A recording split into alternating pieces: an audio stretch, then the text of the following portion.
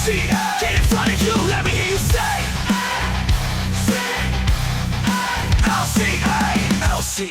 多位早晨 ，LCM 啊，再一次多謝你睇我哋嘅 YouTube channel。咁今日咧係我哋尾二一日喺台北嘅行程啊。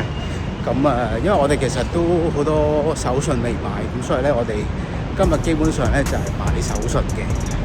咁應該都會圍繞喺台北車站啦、中山區啦，咁呢啲買手信嘅地方買手信咁樣。開始今日嘅影片嘅時候咧，如果你中意睇影片咧，歡迎你 comment 啦、like 同埋 share 啦。可以嘅話咧，幫我訂閱埋 YouTube channel 同埋撳埋隔離個鐘仔。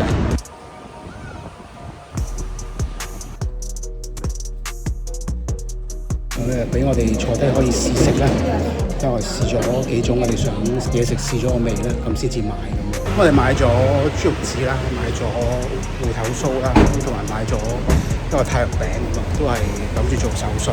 我哋去完魚一旁啊，而家過緊去台北車站，繼續買我哋嘅手信啊！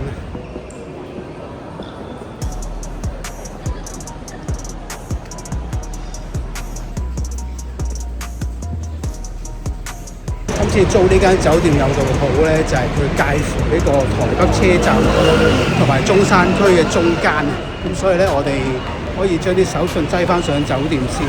咁而家我哋咧會落中山區嗰邊，咁但係咧我哋會食嘢先。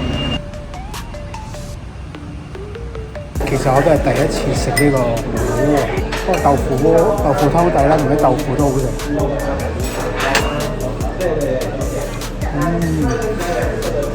佢湯底咧好味，好濃。佢所有食材都吸晒啲湯味。其實呢個湯本身好濃，同埋有啲藥材味，所以好好食。我自己覺得咧，佢個醬汁好食，不過咧個醬汁係俾個湯底耽誤咗，因為個湯底實在太好味，結果個醬汁咧顯得失色咗。其實佢兩樣都好味。開始落雨啊，咁啊食咗餐非常之好食嘅無腦鍋。咁而家我哋就會繼續我哋中山買手信嘅地方，我哋會過去新光三越。咁我老婆話想買糖村，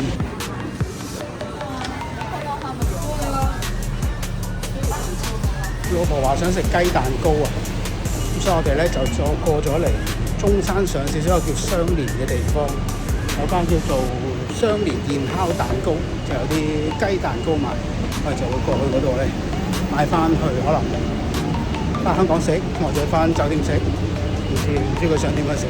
我哋要買嘅手信咧就七七八八啦，咁我哋咧會繼續喺中山區嗰度行一陣啦，咁就可能翻酒店擠低啲嘢啦，就準備去食夜晚咁樣。咁啊，我哋條影片咧會喺呢度結束啦。咁啊，再一次多謝各位咧陪我哋行咗咁耐，咁啊多謝各位嘅睇我哋影片啦。如果你中意睇我哋影片咧，歡迎你 comment 啦、like 同埋 share 啦。可以嘅話咧，幫我訂閱埋我哋 YouTube channel 同埋鐘仔。我哋下個禮拜日繼續準時11點半繼續呢個台北嘅行程。